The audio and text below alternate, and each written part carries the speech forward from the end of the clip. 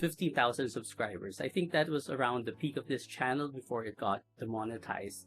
And from the outside looking in, it probably looked like I just stopped posting. You don't see any uploads, you don't see any videos. It's just another channel who disappeared from the AI suite and went to the YouTube graveyard. But behind the scenes, it was not that simple. When the channel got demonetized, there was the practical side of things, like losing the monetization was already a hit, but there was also a lot of uncertainty when it comes to what will happen next, and also with the account. There were risks tied into it, to the Google account. Things like being banned from YouTube forever, or extreme cases, it's getting banned from accessing Google services like Gmail, Google Drive, and all that. So the Google account and other Google accounts connected to it are at risk of getting banned and not being able to use Google services again. And this is not a small thing, because most of us have our lives connected in Google in some way, like our email, our subscriptions, our work, bank accounts, logins, documents, and so many things. So there was this ripple effect of not just the demonetization, but the losing access to Google entirely. And honestly, it was not the hardest part. I think the hardest part was not just losing the channel, but also grieving the future that I've imagined around it, the plans, the goals, expanding the channels, and all that comes with it. When I started this channel, it genuinely felt like I had found a new purpose. For almost 2.5 years, I built habits around it, I built routines, and I started dreaming about what the channel could become, where it could go, and what kind of life it could lead to, and also how many people we can reach out to. And without realizing it, I started attaching so much meaning into this one path. And it wasn't just YouTube anymore. It became connected to purpose, it became connected to calling, it was connected to the future that I thought God had for me. So when the path suddenly disappeared, it felt like the future disappeared with it. And I think that was the part that was the hardest to process and to go through, because I had convinced myself that this was the way, that this was the door, and this was the opportunity, this was the path, and this was the only path. And when that one path closed, I did not know how to imagine another one. I had to grieve the channel, yes, but more than that, I had to grieve the version of life I thought that was going to happen. And during that season, a friend actually sent me a video that was very helpful to help me process this, and was from Jim Baker. And honestly, I think that God used that video to shift something in me, because at that time I felt like I had missed it, and it felt like it was a waste of time. I had wasted 2.5 years of my time doing that channel for it to just be demonetized. I felt like maybe one wrong turn, this one closed door or lost opportunity meant that I had somehow missed God's plan for my life. And then I watched this video. Romans 11:29 in the Amplified. I want you to listen to how God views your gifts. For God's gifts in his call are irrevocable. He never withdraws them once they are given, and he does not change his mind about those to whom he gives his grace or to whom he sends his call. Well, that's some good news. See, when I fail, I think, man, I've missed God's best, right? Like I'm on plan B, Z, right? I can never have the number one plan of God, but God says that's not my way. God doesn't have bad plans. Can you imagine a God with anything less than a perfect plan? God says, if you fail here, we're going to start again over here. Wait till you see how I work this out. My wisdom is many-sided, infinite in variety, and has innumerable aspects. God takes my worst mistakes and weaves them into his perfect plan with a manifold wisdom that we can't even begin to comprehend. Some people live stuck in regret, as if one mistake means that they've missed God's plan forever. But God's purpose in our life is not that fragile. That line stayed with me, and it helped me to believe that God's purpose in our life is not that fragile. That I think that, and I needed to hear that, because I had thought that God's plan was very fragile in my mind. Almost like if I had made one mistake, it was over. Like if I missed the opportunity, it was over. If one door closed, it was over. But that is not grace, and that is not the heart of the Father. And I realized that I had unknowingly reduced God's plan down into one path, one platform, one opportunity, one version of success, and one version of that future. which was very ironic because years ago when I was coaching, I used to say that success is not a straight line. And that was even my branding before. And I used to tell other people that. But when my own path fell apart, I could not see it for myself.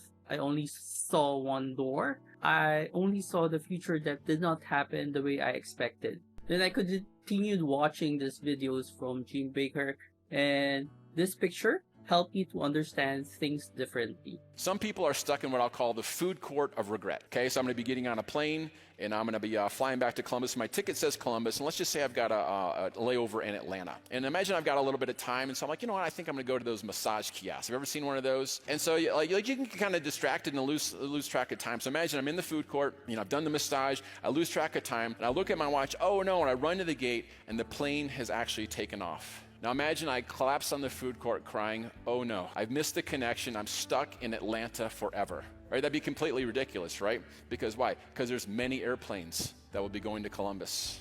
The only difference is I'll be sitting next to someone that I wouldn't have originally. It's still the same bad snacks. It's still the same service, right? But I'm still going to get to the same destination. Everything will be the same, but there's many different planes to Columbus. Listen, guys, God's given you a ticket. He's shown you your eternal purpose in Christ. And as we're going along this life, we're going to blow it. It may be we fall into sin. Maybe we miss an opportunity. Maybe we don't take enough quick obedience. When you blow it, religion says, sit in the food court of regret and cry.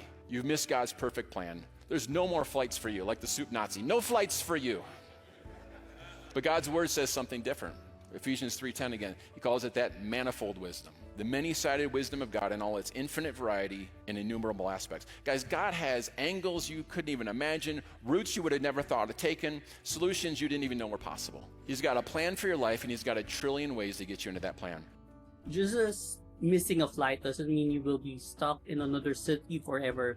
Missing an opportunity or making a mistake doesn't mean that God's plan for us is lost forever. There are always other flights, and in the same way, God has many ways to bring his plan to pass.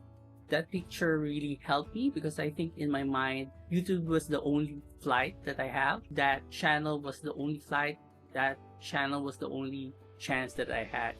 And that version of my future was the flight. And when I missed or when it was taken away, I felt like stranded. I felt like God abandoned me.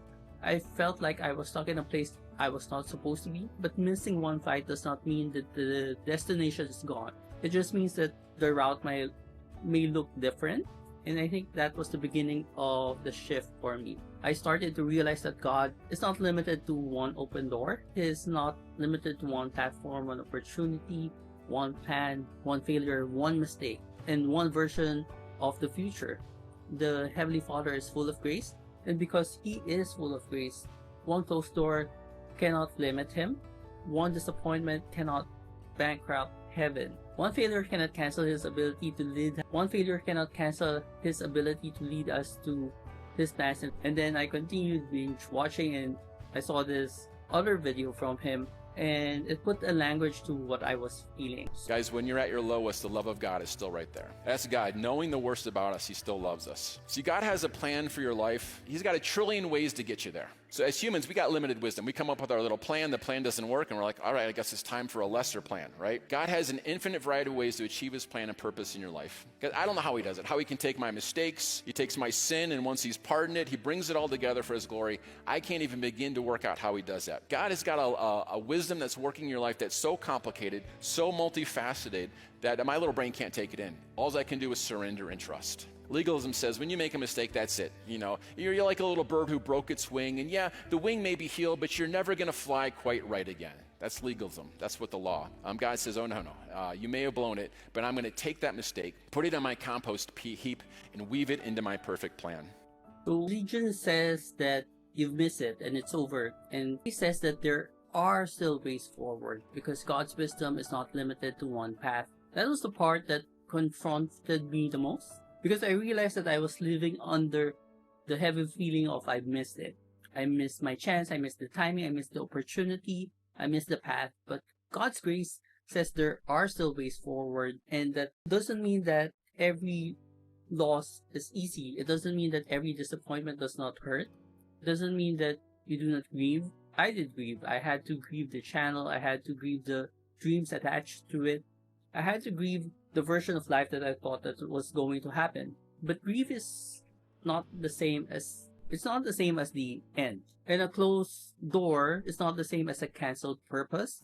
So eventually I had to pivot, and the pivot did not happen overnight. It was not this dramatic moment when I suddenly knew exactly what I needed to do. It was more like slowly taking one step, then another, then another. And I am grateful because during that season, there were people around me who prayed for me, encouraged me, and reminded me not to give up. And that season opened another door for me, and I went to learn GoHighLevel, automation, AI systems, and I even got certified at GoHighLevel. I'm not sure if this is the path that is gonna go on forever, but I know that this is the path for now. And honestly, it was not part of the original plan, not at all. But maybe this is one of the new flights that God has prepared for me. Maybe this is one of the routes. Maybe this is one of the ways forward that I could not see when I was still grieving the old path and the old dreams. And what is interesting is that when I look back now, I realize that the years I spent building content were not wasted at all. Even though the channel ended, there are skills that I've learned that stayed, like creating videos, how to create consistently, how to understand people, how to tell stories, and how to build something from nothing, and how to solve problems creatively, and how to show up even when the results were uncertain. Those things did not disappear just because the channel was demonetized, and they transferred on to this new flight. And now in a strange way, I can see how how I can connect the dots from the previous seasons and to the work that I'm doing today. The storytelling, the coaching, content creation, problem solving, creating systems, creativity. None of it was random, and none of them was wasted. I think sometimes God does not erase a chapter, but He repurposes it for our good. And that is the part of why this channel is changing too. Before, the channel had a very specific direction, but now I think it's a space that's becoming more about the journey, faith, life, work, the real process of starting again, the lessons I'm learning, the career pivots, the questions I'm asking, the mistakes, the rebuilding, taking steps, the quiet obedience, the moments when I feel hopeful, and the moments when I honestly do not know exactly what I'm doing. So I'm not coming back here as someone who has figured everything out. I'm coming back as someone who is still in progress, and maybe that is the point. Maybe some of you watching are also in a season where something ended, maybe a door closed, maybe a plan didn't work, maybe a version of your future disappeared, and now you are trying to figure out what comes next. I cannot pretend to have all the answers because I don't, but all I can say is that your life is not over because one path closed. Your purpose is not as fragile and as you think, as one missed opportunity. God is not limited to one door. There are still other flights, there are still other routes, there are still other ways forward, and God can open new doors for you. And sometimes what looks like the end of the season is actually the beginning of a different kind of building, a different season. So that is what this channel is going to be about: faith, life, and work. Not coming from a place that I have arrived here, but from a place of just walking it out and figuring it out, and life is still in progress, and we are still in progress.